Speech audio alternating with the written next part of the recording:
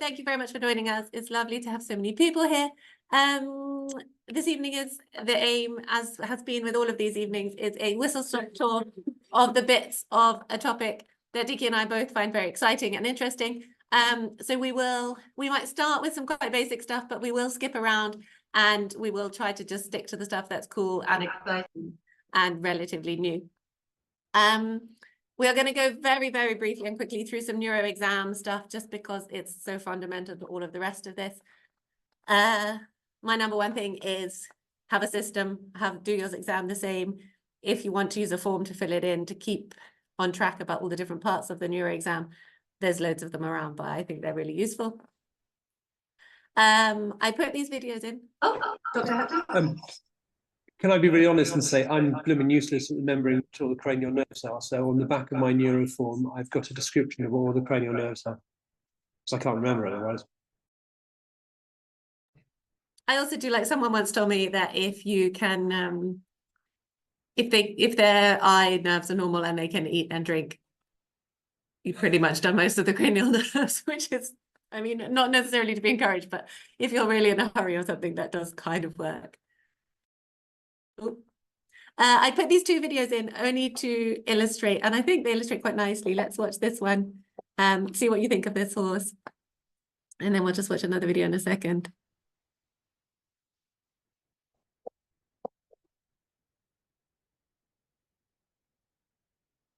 I mean, my interpretation of this horse would be it's trotting over some hillocks of grass, and it's pretty hard to tell what is going on with this horse at all.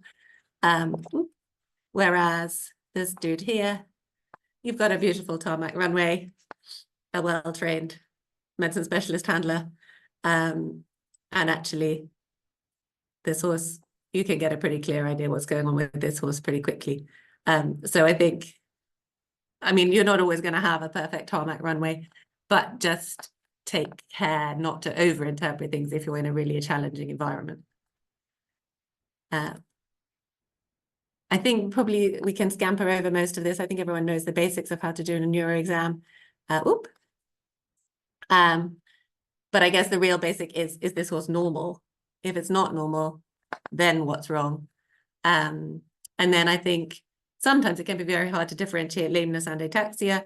And when it is, I sort of sometimes come back to this regular or irregular thing, the same as heart murmurs. If the mistake is the same every time, it is more likely to be a orthopedic pain, because fundamentally, if you don't know where your legs are or you're too weak to put them in the right place, you're not going to make the same mistake every time. Do you think that's too simplistic, Dickie? Yeah.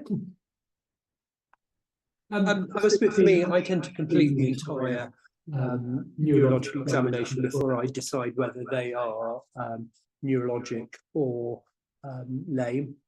I think most horses with neurological disease, particularly in the UK, where we've predominantly got compressive disease rather than multifocal non-compressive disease, largely should have patterns of abnormalities.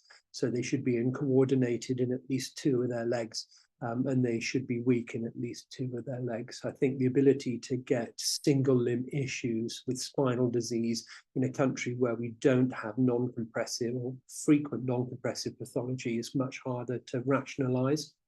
And so for me, I tend to look for the same patterns of abnormality throughout the entire neuro exam, and then make my decision at the end of it. I think most horses present with a very similar pattern of dysmetria in coordination and weakness. I think lateralization is something we appreciate far more than we did 10 or 15 years ago, when we just obsessed about dorsiventral compression and symmetry and all of that sort of stuff. But I think, for me, I would finish the neuro exam first of all, and then make a bit of a decision about it. I mean, I had a nice one yesterday with Therese that was referred in because it was doing some circumduction in a vetting. That was the only part of the neurological examination it showed up on. So it's circumducted when you tight circled it. It was a bit weak in one direction when you pulled its tail, and that had stifle pathology. So I think you do need to kind of distinguish between the two, and we all have our own ways of doing it. And that's the kind of way that I do it. I think that's also a really good example, and probably brings us on to what I think was going to come in a second. Which was this stuff, which optimistically actually labelled as recent, but it's not that recent now. This is Emil Olsen's PhD from way back when I was a resident, but he did some really nice work showing that actually individual parts of the neuro exam are not more important than any other part, and that you shouldn't put too much weight on a single part of the neuro exam, and particularly if there's only an abnormality in one part of the neuro exam, maybe you need to think about what's going on. And he also did some really nice stuff comparing different people and repeatability of neuro exams and inter-observer repeatability, and showed that it's all more repeatable the higher the grade. So there is actually not great agreement of mild deficits. The agreement is better the more trained the people looking are, but still for the lower grades, the agreement's not amazing, which I think is, I don't know, I think it's nice to know and to sort of take away, because probably I think sometimes we would all grade them slightly differently on different days. If you're having a bad day, maybe you grade more so harshly than on a different day. I think one of the important things about these guys is the grade that they can tolerate. So, you know, there's a lot of debate about whether a grade 0 outside of thoroughbreds actually exists. You know, whether our warm bloods are all probably grade 1 because of the increased range of motion that we bred into them. But you can have dressage horses that will be grade 2 or even 3 that compete quite happily. In fact, people quite like them because they think they're freely moving and all of that sort of junk. But then you wouldn't want to go around on an eventing course on that level of abnormality. I think that then also does start to impact on your interpretation of it. I know I'm always a bit more lenient grading dressage horses than I am eventers. So I think that's, you know, that sort of bias always comes into it as well. That's a much more eloquent description of my normal for a dressage warm blood, which is a category all of its own. Okay, good. I think that we should move on from neuro exams. Dickie, what are we going to talk about next? There was one little thing I think on another slide coming up after this that I just wanted to, because it is about this. So one thing I really want to talk about was considering your neuroanatomic grading or your sort of neuroanatomic localization slightly differently. So I think we need to move on from considering the spinal cord as just a spinal cord. And what we should really be thinking about is the comparison between interruption in ascending afferent proprioceptive information, which is predominantly relayed in white matter that sits, you know, on the top and the sides of the spinal cord. So differentiating between that from weakness, which is predominantly relayed by descending upper motor neurons, which sit ventrally. And so I think when we start to talk about compression circumferentially, so compression being the commonest thing we see in the UK, then it's useful to do that, because what you can start to think about is, have I got a horse who is more incoordinated than they are weak? Have I got a horse who is weaker than they are incoordinated? Or do I have a horse that's got a bit of both? And if you've got a horse who is more incoordinated than they are weak, you should be thinking about a dorsolateral compressive process, because that's the anatomy that abuts those ascending afferent proprioceptive tracts. If you've got a horse who is just weak, then I think we should be reconsidering the potential role for ventral compression with disc disease, which I think can be difficult to identify without CT. And then obviously you've got a classic horse who's got both of those. That's when we start to think about the traditional wobbler. So I think thinking about that is really useful. I think you should start thinking about left versus right, because when you start to take oblique lateral views, it can be really rewarding if you think my horse is, you know, it lateralizes more to the left. And I'll often not be specific with saying it's 1 grade worse on the left than it is on the right. I just kind of say they lateralize. They appear to be more obvious. I'm not clever enough to be able to grade them separately, but it then becomes really rewarding if you take oblique lateral views and you start to see more prominent pathology on the side that you know, the horse was had greater neurological deficits. And I think because we're operating a lot of the time with presumptive diagnosis, that, you know, aids that. One thing that circumferential imaging I think has really helped us with as well is an appreciation of extra stuff that goes on. And you and I have both seen cases that have got, you know, predominantly interruption in intervertebral nerve or dorsoroot ganglion function, a lot of which you don't appreciate in plain radiographs at all. So for me, vertebral canal, you know, thinking about proprioceptive deficits, weakness deficits separately, then the you know, extradural space, intervertebral foramina, and the stuff nearby, think about them neuroanatomically slightly separately. I think that's brilliant. And actually, I guess CT has probably helped us retrospectively now interpret our radiographs more. Is that fair? I think we see so much more on CT. There are definitely now some kids, maybe your description talking about the lateralization and stuff, that maybe we now appreciate those radiographs a bit better than we used to. Is that fair? I think it is, and I think actually that brings it on. We've got I put some slides in there. Can you view? Oh, that's one thing I meant to mention this as well. Sorry. This bottom slide here is really nice. Bottom image here is from Carrie Finno. And one thing we always need to remember is that the horses have obviously 7 cervical vertebrae, 8 cervical segments. And there's a lot of overlap between the 8th cervical segment and the first 2 thoracic segments. And so we can have horses that will have sort of forelimb pathology originating from the thoracic spine. So we do see some horses that are completely normal on their cervical x-rays because their pathology is right at the front of the chest. They're not common, but they do exist. That's one of the advantages I think we have with CT, because we can routinely image down to about sort of T2 all the way up to about T4. Neuroanatomically, these guys are quite cool. So horses that have got 8th cervical segment or early thoracic disease will have forelimb dominance. So whereas the majority of pathology that we see with spinal compression in horses is hind limb dominant, because our pelvic limb tracts sit more superficially to our thoracic limb tracts, and the 8th cervical segment, it's the other way around. So when you've got a horse who is a grade worse in front, that is absolutely the area we want to be looking at, and that highlights the importance of imaging 7T1. So we certainly know there are some cases that have no pathology anywhere in the neck other than 7T1, which can be a bit of a challenge sometimes to radiograph with portable kit.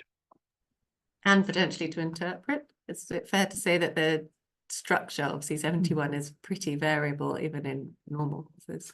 Yeah, and I think we have to be more tolerant of it as well. There was a nice myelogram study done showing that actually the space is larger. So if you're looking at, myelographic indices of compression, you need to be stricter at 7T1 than you are elsewhere, just because you have got more space there. Absolutely. Super. Let's keep going. We'll move on over this for now. I think I'm just not sure we're going to have time for all of this. Dickie, do you want to talk? Should we discuss the tricky topic of pre-purchase exam? Yes, I don't think that quickly. I don't think we can resist. A hot topic. Here we go. So let's start here.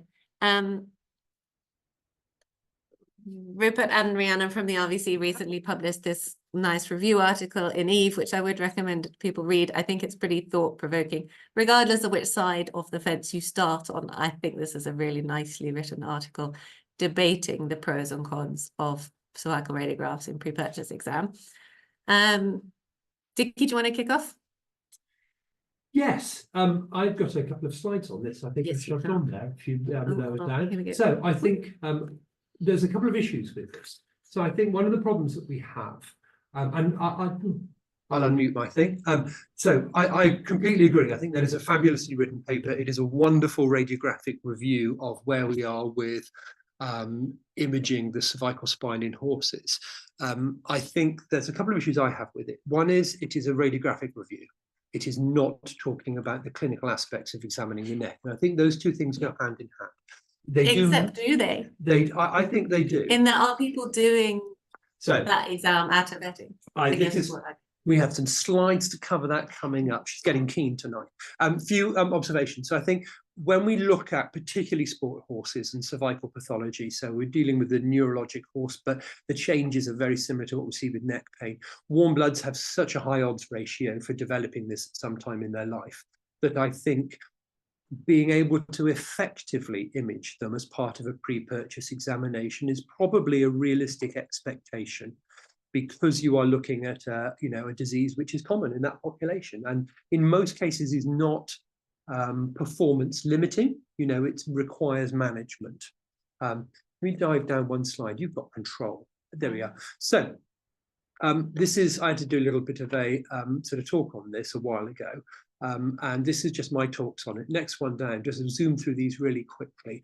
I think that, and that paper does mention it, and they're very right, that the relevance of cervical radiographs is dependent on the examination of the neck. So I think unless you are examining the neck as part of your vetting, you should not be x-raying the neck. Now that paper deals with how to x-ray the neck, where to x-ray the neck, and the limitations that we have with its interpretation. my take on it is the only way that you can accurately clinically assign any relevance to changes you find is if you have done a proper examination on the horse. So you're going to hit the next slide. Can I ask a question first? When you say proper examination of the horse, what would you include that you, well, I would guess things like lateral neck flexion are not included in most people's standard vet. I'm coming round Oh, because God. Sarah's got control of the I'm refusing slides on the computer. And Oh, so God. I'm going to come round and sit next to Sarah. You want the next slide? Yeah, the next slide, Sarah. And so to answer Sarah's Hang on, question, you need to move that one. This. we can go. There we are. Hello, we're both from Sarah, isn't it? So I think that preliminary examination of the horse, so thorough external examination, visual observation, palpation, and manipulation. This is what we do every day when we look at horses with necks. Yeah. So I think people should be doing this. I guess that was my point was, and I'd be interested to know, are people routine? Dickie and I do not do these kind of vetting.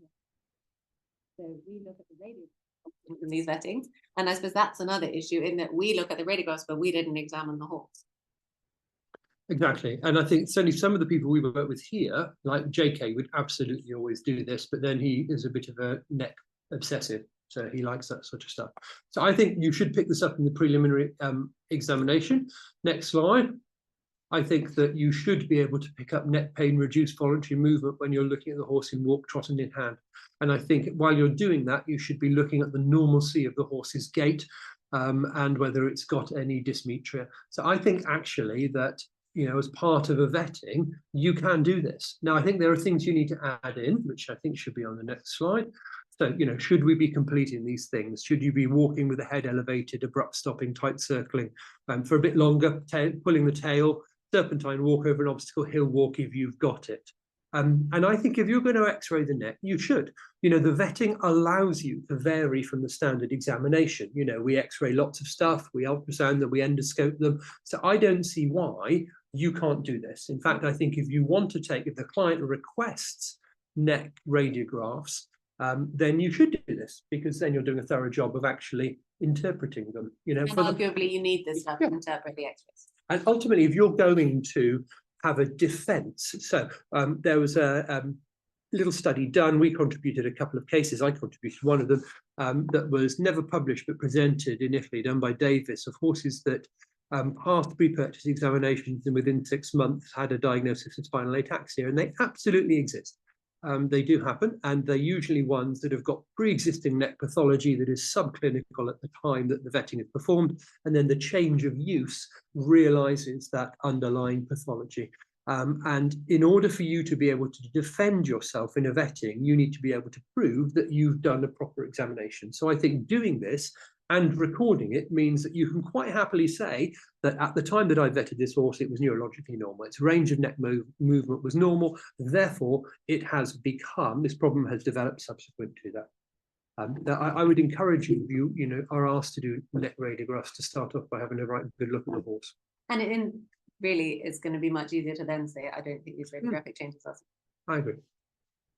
And then exercise, I think you should be looking at predominantly for the horse's normal range of motion. So, you know, when I used to do vettings back in the day, I would always ask the rider to ride the horse on a loose rein for a period of time, just so you can see the horse's voluntary range of motion. And then you're looking at how happy they are to maintain a contact, whether they start to work long and low. You're obviously going to ask them to do 20-meter circles and different stuff like that. So, you know, this is very similar to what we would do on a daily basis, looking at these cases clinically. So it's not really that different, which is why I think you should probably include it as well.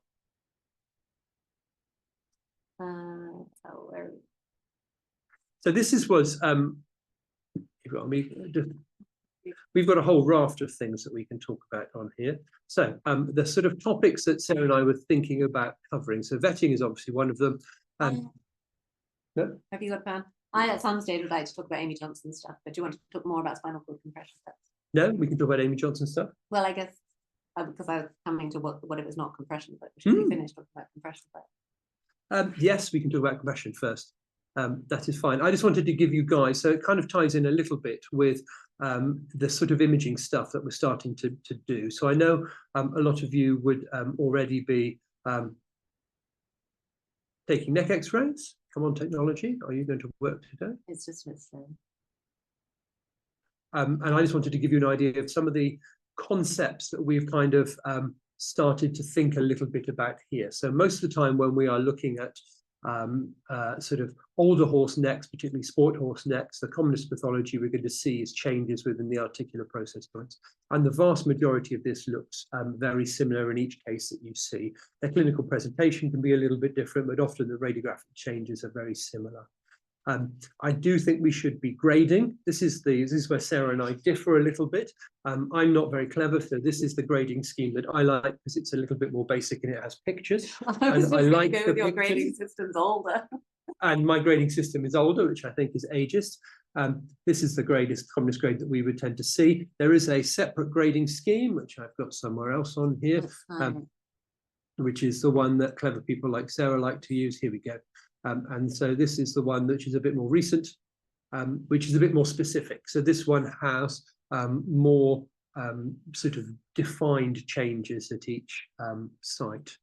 Which is, I mean, that's why I like it. It's more prescriptive, which actually I find easier to use. But I don't think it matters. I guess both of our takeaways would be pick a grading system and then use it, because then you repeat, your evaluation is repeatable. I agree, and I think what it gets you into is a way of looking at neck radiographs repeatedly. So it sort of focuses your mind on how to do it, but that's why I quite like them. And down here in our imaging suite, there's both of these stuck on the wall. They used to only be the one that I liked, but then Sarah came in with the blue tack and added hers, which is fine. And the reason I think that doing that certainly from us from a CT point of view is that, as I said already, most of these guys are pretty much the same. So for me, it would be these kind of grade 4A and 4B is usually what we see. When we do oblique lateral views, which we would do routinely, most of the time what we see is pretty similar appearance, so symmetry of size, shape, and location of the articular process joints, nice big sort of space. So remember, when you're looking at oblique laterals, you're looking around one pair of articular process joints and you can look through the other. So you're looking at whether these two left and right are the same. Have you got any marginal pathology at either end? And then remember, you can also see your intervertebral foraminae quite nicely. Now, that nice grading scheme that Sarah has is really good for picking up some of this sort of asymmetry that we see. So this horse has got asymmetry of size and shape, and also asymmetry of size of its intervertebral foramina.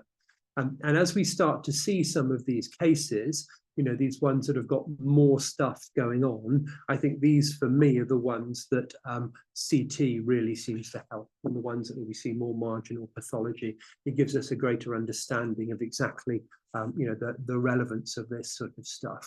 This is my final one. I want to just hog the limelight for a minute. So I think you see this most commonly within older young horses. So I'm having the chat with owners because my wife tells me I drone on, so I draw lots of pictures. So essentially, when you've got dorsoventral vertebral malformation, the classic wobbler, you've got spinal cord here and you've got space reduction top and bottom. When we've got oblique lateral dorsal compression associated with the articular process joints, here's our spinal cord, here's our articular process joint enlargement.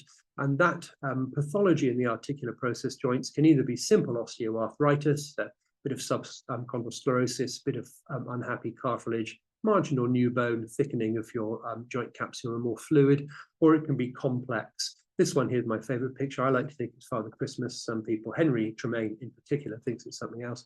But this is a marginal, periarticular marginal cyst, subchondral bone cyst, osteophyte fragment.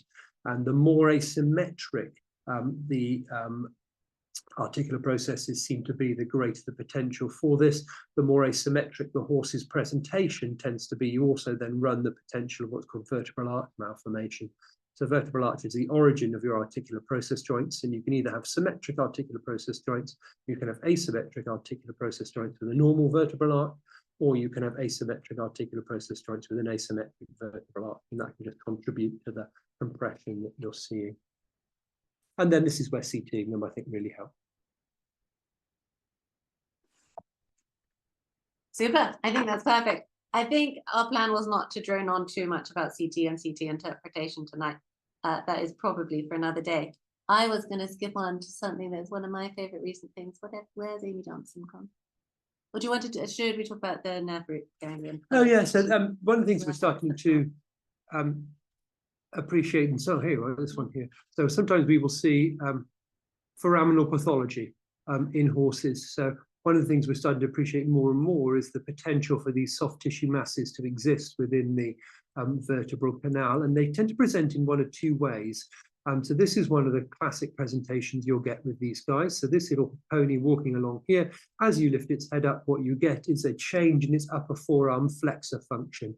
And so we seem to be able to elicit a change just in the way that they move their forelimbs. These horses normally are pretty normal on a coordination point of view, unless they also have concurrent spinal cord compression. So that's one thing we'll see with these. The dressage riders love that because they think they look more exaggerated in how they move.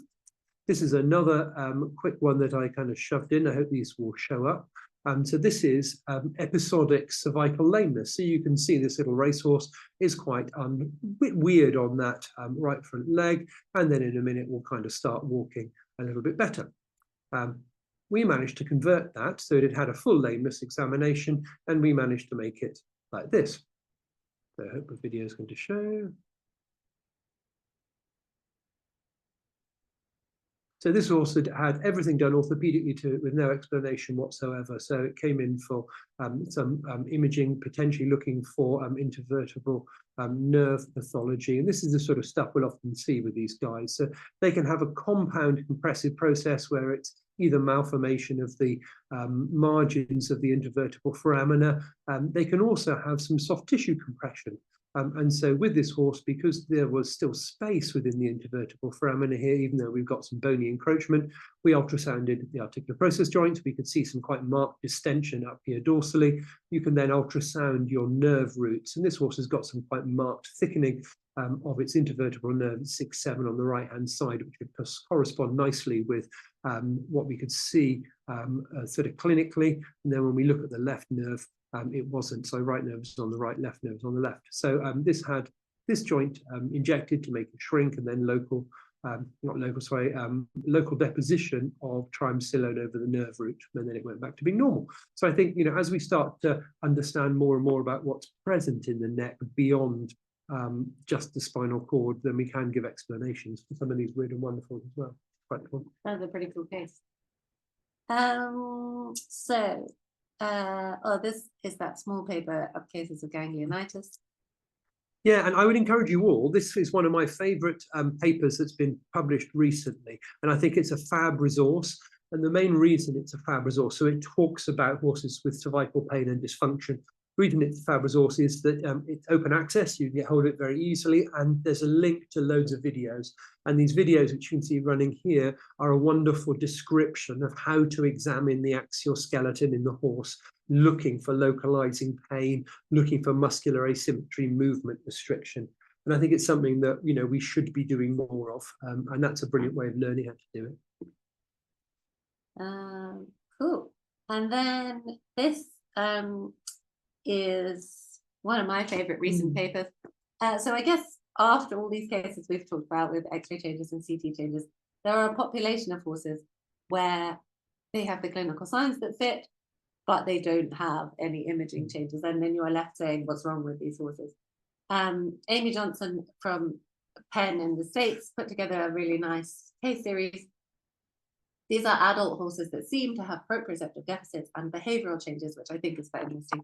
They do talk a lot in this paper about the fact most of these horses have some kind of behavioral changes, spooking, becoming aggressive, unusually excitable, and a smaller number being sort of disorientated or vacant. And these horses they found on postmortem have neuroaxonal dystrophy or neurodegeneration of the brainstem. And the paper is pretty convincing. It's very nicely written. It's very interesting. I think it's just an interesting differential diagnosis for these horses when we're struggling clinically with where to go. And the group at Davis have extended this, and they've come up with some slightly different names for it. So ENAD, which is equine neuroaxonal dystrophy, and EDM, equine degenerative encephalomyelopathy. And what is interesting is it's related to vitamin E. And I think we do see more of these cases, particularly in stabled sport horses that don't get access to grass, and particularly as our climate changes when we have really dry years where there is no grass. What's interesting with them is the combination of symptoms and the reversibility seems to be related to the severity of vitamin E deficiency and the age at which they get it.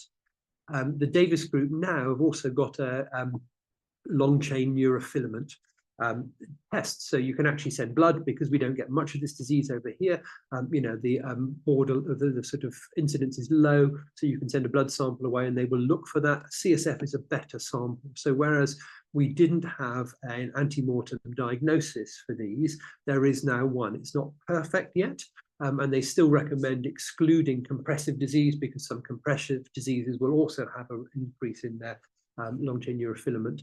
But this is a way potentially, if you've got completely normal X-rays, of further examining the horse. One thing I would say, I'm just going to jump in with, Dr. Drone goes back to spinal compression, but you do need to think about whether normal X-rays actually are the reality. So we are appreciating, this is a really nice example of it, of some horses that have purely soft tissue compressive disease.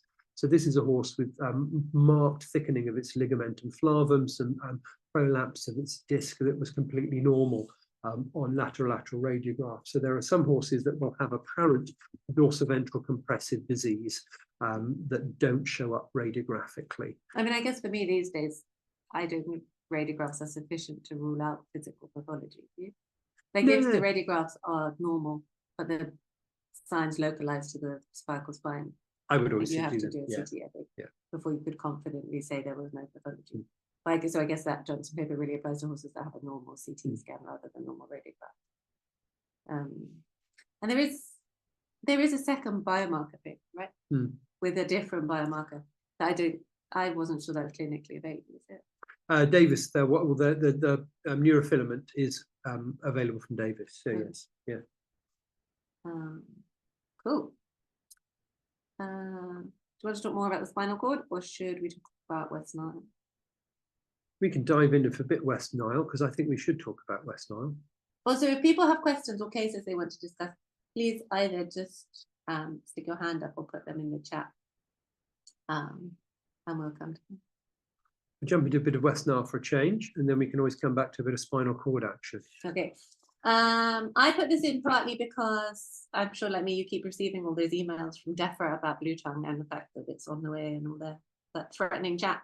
I think probably as equine vets, we need to consider West Nile when we're thinking about this kind of stuff. It's a flavivirus. It circulates between mosquitoes and birds. Humans and horses are accidental spillover infections. And then of those, occasionally it causes neurological disease. The ICC produced these really nice maps of cases, and this is taken from 2022, 2023, showing that in Northern Europe there were a substantial number of cases. So cases are advancing across Europe. The temperatures are rising. It's more hospitable to the mosquitoes that are transmitting this. I think it's fair to say probably that it's inevitable that it's on its way at some stage. And even at the moment, if it's not present in the United Kingdom as a primary infection, horses that are traveling to Northern Europe certainly are at risk of this. So I shoved this bit in. So what's interesting with West Nile virus is actually that it is predominantly an inflammatory condition. So actually they can be quite treatable.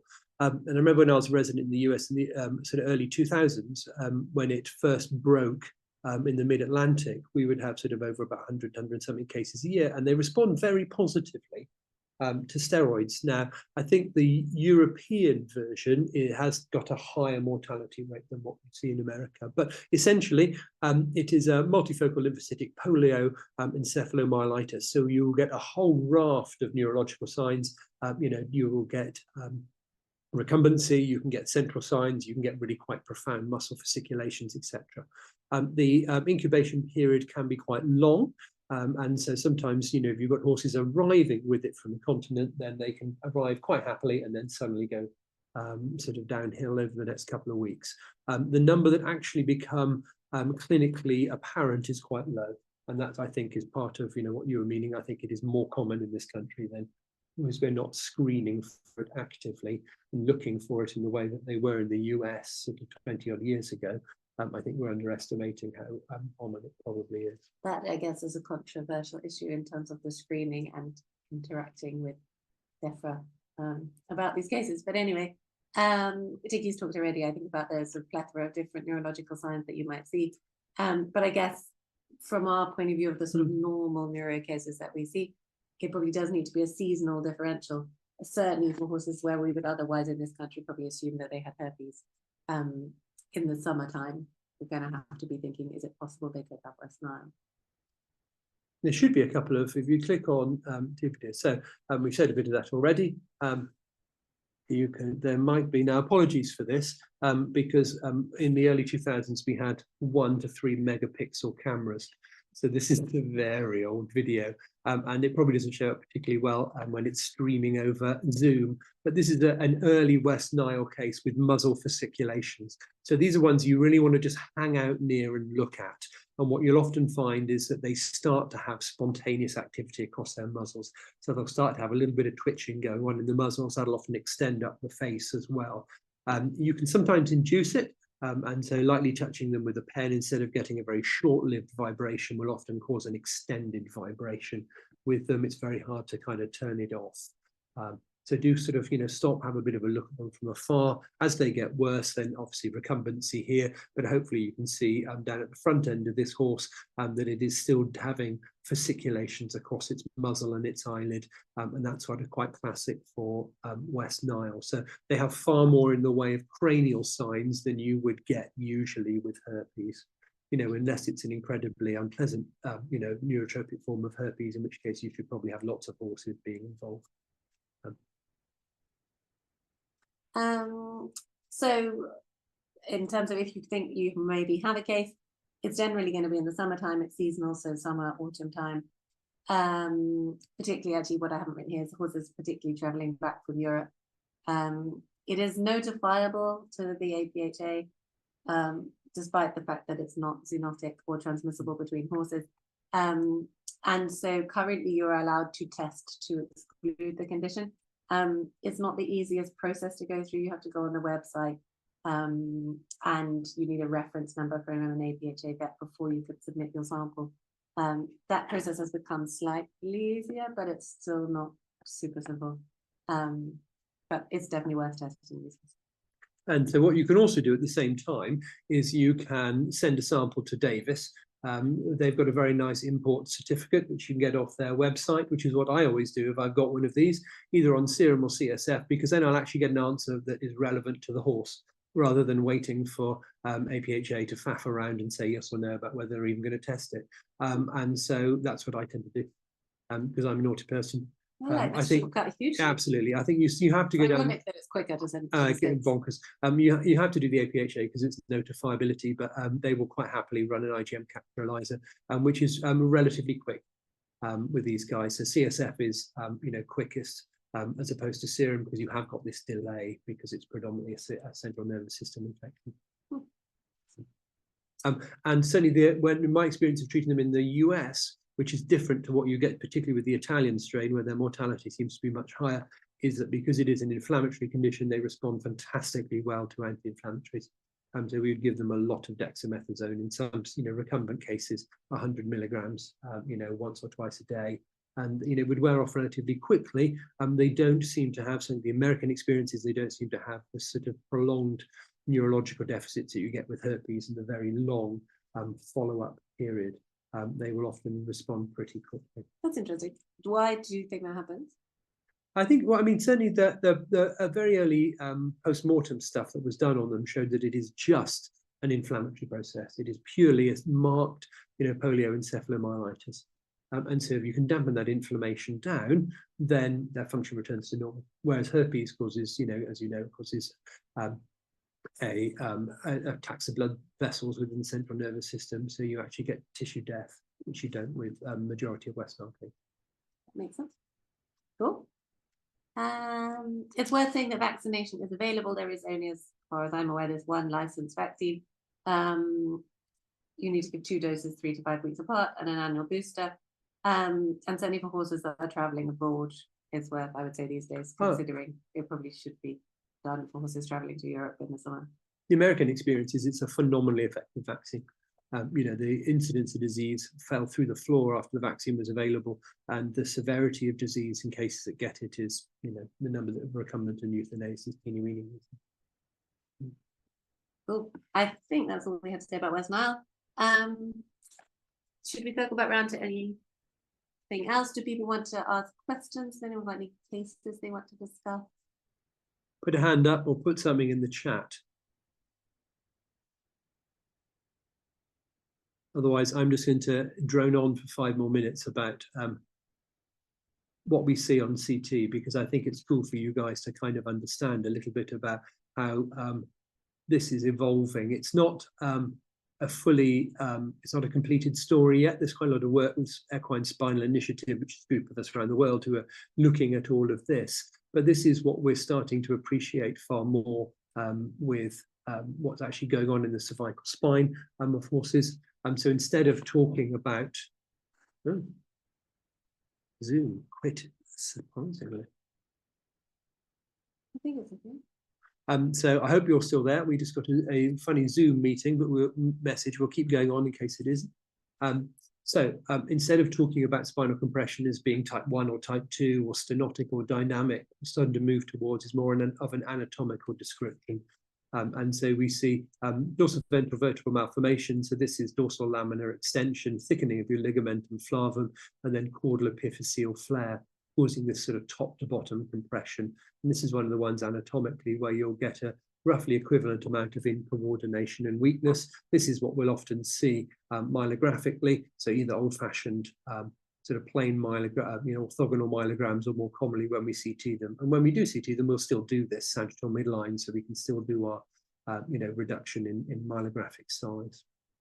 This is the vertebral arch malformation. This is some really cool work Kevin Hausler is doing at Colorado State. So this is a horse that you can see its vertebral arch here, instead of being nice and symmetric, has got some malformation on the inside here. And this is something you simply will not see with plain radiographs. You have to circumferentially image these guys. And there's obviously a whole spectrum of it. It can be pretty mild, it can be both sides, it can be really severe. It can be V-shaped, it can be flattened, it can occur with or without ligamentum flavum pathology or joint disease as well. So that's one of the things we're starting to appreciate more and more. It does seem to be associated with asymmetry of the articular process joints. So you can see here size and angle are different between the left and the right. And I think that's why oblique lateral views help you with this possibility. It's not a guarantee, but it does seem to raise the likelihood of that sort of thing going on. It's just an example of lots of those guys. So this is, we've talked a little bit about already, this is the ligamentum flavum cases. So ligamentum flavum, which is called the yellow ligament in dogs and people, is a weird structure. It's contiguous with the articular process joints, so the fibers merge together. And in people and small animals, when it becomes thickened, it moves in a different way. So instead of moving away from the spinal cord as the neck flexes, it moves towards it. And I think that contributes in part to some of the dynamic component we see with these guys. A lot of them will have a developmental component, so cysts or areas of calcification, which could represent some sort of historic trauma with them. But that's one of the things that we certainly see more and more of.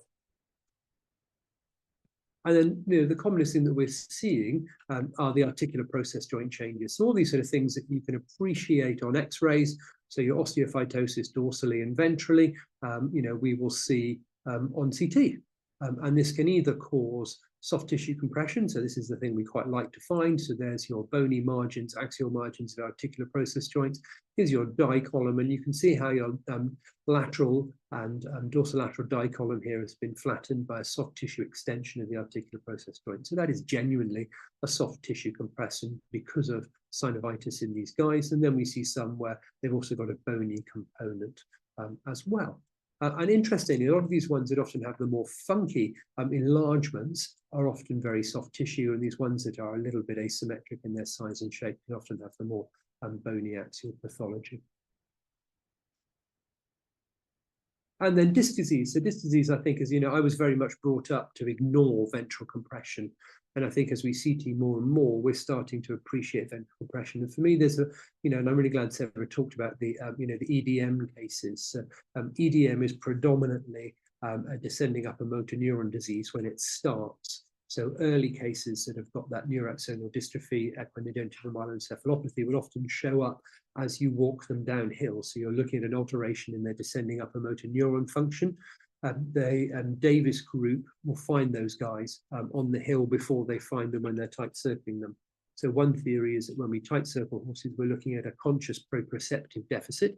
So it's an afferent reduction in afferent information. When we walk them down the hill, we're looking at a reduction in motor coordination, or the motor input to coordination. So I think it is worth trying to include a hill walk in your examination, because you can distinguish in the same way you do with dogs and cats between that sensory and motor component. So dogs and cats, you hemi walk and wheelbarrow and all that sort of junk. Because the intervertebral disc here sits kind of in the same spot to where, or to butts your descending upper motor neurons, these early cases will often show up when they are on the hill.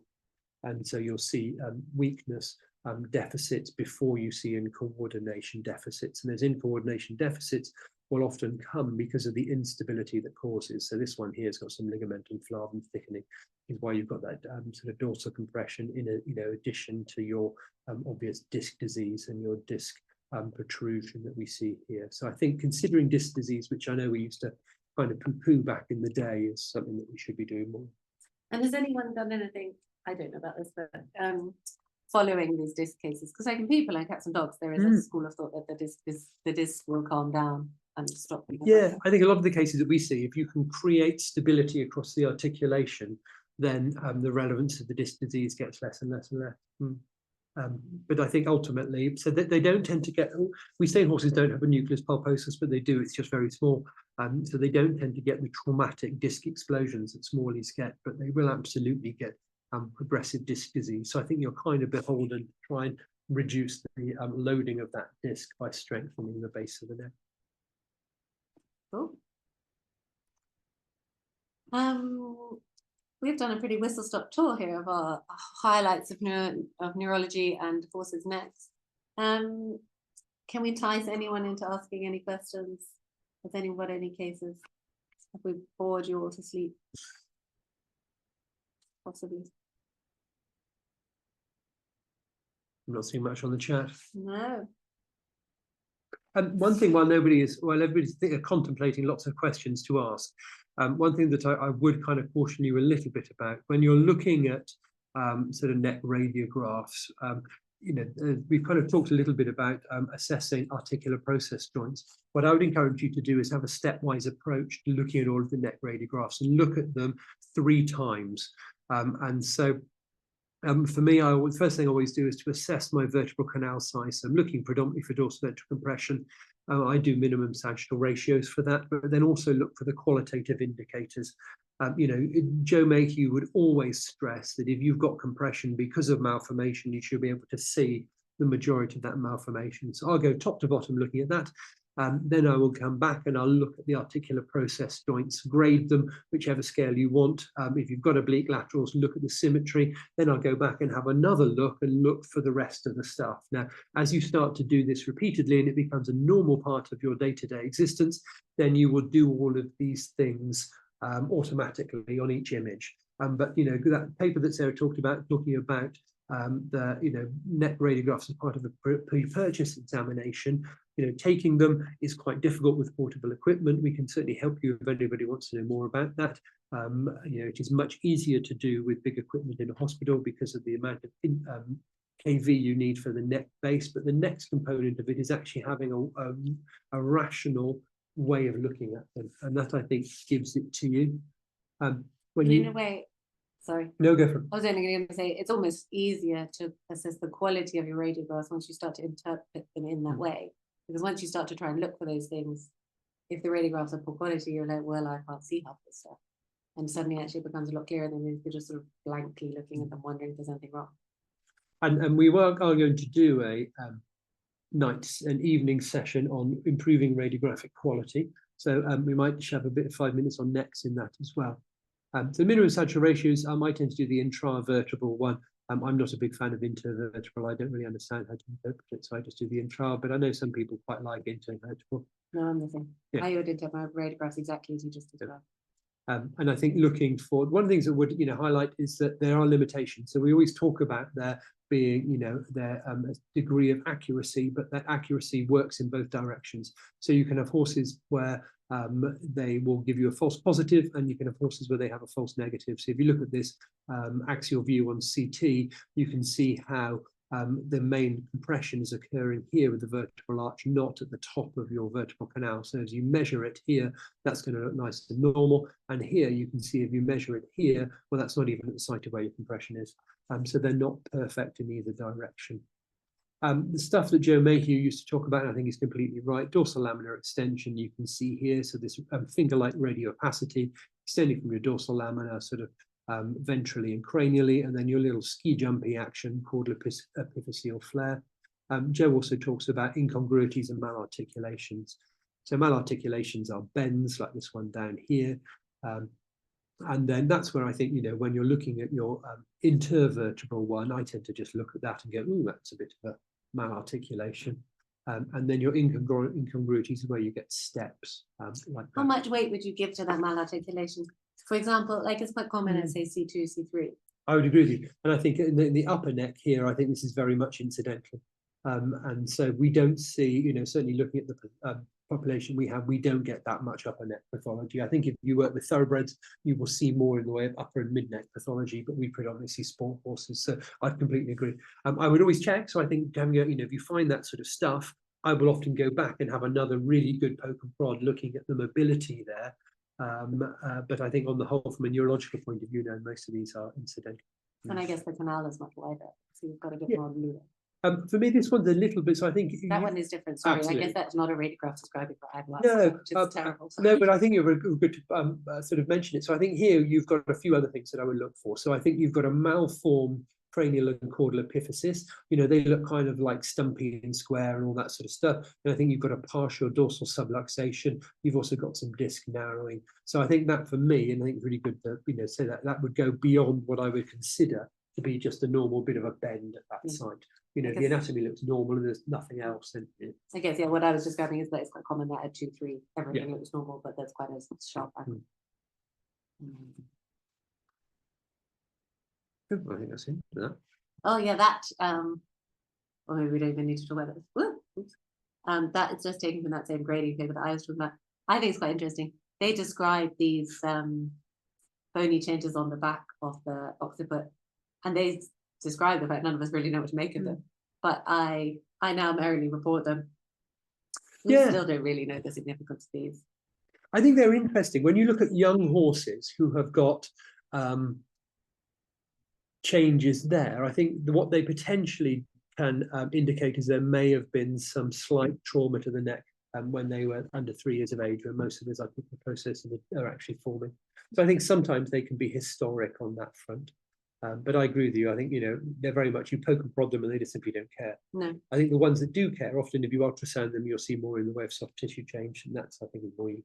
Justin Perkins, who I hope won't mind me telling this story, does have a wonderful story trying to block one of these. I think the short version, maybe to avoid getting Justin into trouble, is he wouldn't recommend repeating. There are some questions here. Question number 1, when you consider positioning for neck radiographs, to use light sedation and a headstand or allow the sedated horse to find its neutral position? There are opposing views.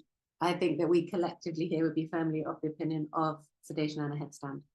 Yeah, I would agree completely with that. And I think for me, what I would tend to do with these guys, I'm trying to find a picky of that and I can't, is I think when you're taking neck x-rays, I would always sedate the horse. I think trying to do it without sedation is a real challenge. I think we do use a little modified headstand. I think you want to have a consistent approach. So standing in front of the horse's head, looking backwards helps.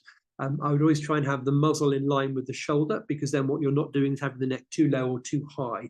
So it's a sort of anatomically neutral position. The person who's holding the head is the one who determines whether you get nice pictures or not. So you want to have them looking all the way back, and they should be able to see the ears sort of pretty much at the same level. If the head is tilted one way or another, you obviously have a higher ear than the other. You want to be able to see an equal amount of neck, equal amount of shoulder, and equal amount of bum. If the neck is rotated like that, then obviously what you'll see is part of the shoulder, but you won't see much bum. And if the head is sort of twisted to one way or the other, then you'll see a lot of shoulder and an equal amount of bum. So thinking about them like that is really helpful. When you're looking at the X-rays, I'm going to do this on camera. So you have an articular process joint at the top, and you have a articular process joint here, my fingers, then you have a transverse process down the bottom, my little finger. And if you've got a perfectly lateral view, the two of them should look like one. If you've got a horse who's got a rotation or distraction, you'll find there's one in front of the other, like that. So one above the other. So what's happened now is you've got a rotation. If you've got a horse whose head is looking in one direction, so left or right, what you'll find is now you've got one in front of the other. So understanding how the horse's head has become malpositioned will really help you to go back, take a better quality image. But yeah, I guess the summary is that if you have it on a headstand in the same position every time, I think you'll get better at taking the x-rays more quickly because it's always in the same position. Is there any understanding of what limit of abnormality on imaging or in a horse aids performance, like dressage, becomes a problem? Or could some mild abnormality to see on imaging be contributing to performance rather than inhibiting? I guess that's partly what we were getting at with the stuff about the vetting x-rays. We don't know the whole answer to this, but horses, particularly warm bloods performing in dressage, have a very high incidence of radiographic abnormalities, a lot of which may not be pathological. And yes, Dickie was talking earlier about the idea that high stepping fall and gait may be an advantage rather than a detriment. I think that it's very individual. I think that we make all these assumptions about what's going on based on plain radiography, and I think most of the time they're correct. So I think for me, what you want to think about doing is having a very consistent approach to how you look. The commonest pathology that we'll see in necks would be synovitis. The horses overexpress IL-17 and rheumatoid A factor in their necks. So synovitis is the thing that drives a lot of this. And that means that if you've got a younger horse, that horse may, and it's got no developmental variation, it may not have had time to have a huge amount of marginal osseous change. And so if you just use your x-rays by themselves to say, try and come up with an explanation as to why the horse has, say, got a sore neck, then often you'll find yourself wanting. So if you've had a really nice good poke and prod of the neck and you've got localizing pain, so there's a wonderful technique that physios use called force manipulation. You feel for each articulation, feel the transverse process, go about 3 centimeters further up, rest your hand on there and push. And what you're doing is you're compressing the joint on the side that you're on and stretching the one on the other. And if you get used to doing this, you'll become really good at detecting localized movement restrictions. Now, say that's at 6-7 and you x-ray it and you think, oh, it's not too bad. You know, it's maybe a little bit larger, a little bit more regular, but it's really, you know, it's a grade 3 or, you know, on your scheme, a grade 2, that sort of stuff. So something that's pretty mild. You may rule that out, but what you've got is clinical evidence that the horse has a movement restriction at that site. So what you should next do is to ultrasound it and look for synovial distension. So you can't feel it like you can in a leg. You know, big swollen fetlock is pretty obvious to see, and you can't do that in the neck because of the overlying musculature. But as you flex the fetlock, the horse doesn't like it. As you move the neck, the horse doesn't like it. So just put your ultrasound on it. Instead of being able to see your normal sort of hyperechoic osseous contour with a parallel joint surface over the top of it, what you'll now find is your joint surface is crowned up, it's poking up because it's full of fluid. So medicate them and see. So I think you can underinterpret mild changes and you can very much overinterpret severe changes. I think some of the severer changes we'll see are often associated with the limitation of movement, which means the potential for dynamic spinal cord compression is much less. And we've got some horses, there's one team dressage horse at the moment that has a neck that if you looked at it, you would never go near it. It is horrific. It's doing really well because they put a huge amount of effort into soft tissue strengthening.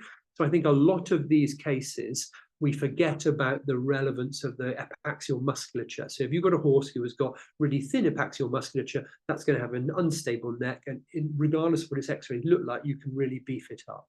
Final thing I'm droning on is I think we need to think about necks temporally. So we always look at x-rays and go, ooh, you know, that's very bad. But if the horse is normal, it's not very bad. It's radiographically abnormal, but it's not currently clinically relevant. And those horses may never become clinically relevant, or they may become clinically relevant. And that's when you need to consider, certainly from a vetting point of view, the level, the age of the horse, the level of use that it's in, and how its use is going to change with the new purchaser. If it's a Grand Prix horse with a nasty neck and it's going to still be a Grand Prix horse, it's probably be fine. It might need topping up with medication in the future, but it's not going to limit its performance. If it's a horse that's working at a much lower level, that's 7 or 8, that wants to be a Grand Prix horse, it might never get there. It's going to hit a ceiling to what it wants to do. That's my drone. But like all of these things, it's much harder to interpret. The same would be true with cardiac pathology. The 5 or 6 year old is harder to interpret than the 15-year-old. Hetty says, have you got any tips on distinguishing weak young horses from neurological horses at PB? I feel like this is Dickie's favorite topic. I'm going to stand up. Oh, hang on. Right, look down here. So pull the horse's tail. Oh, hang on. When you're pulling the horse's tail, 2 things you want to look for. Bum.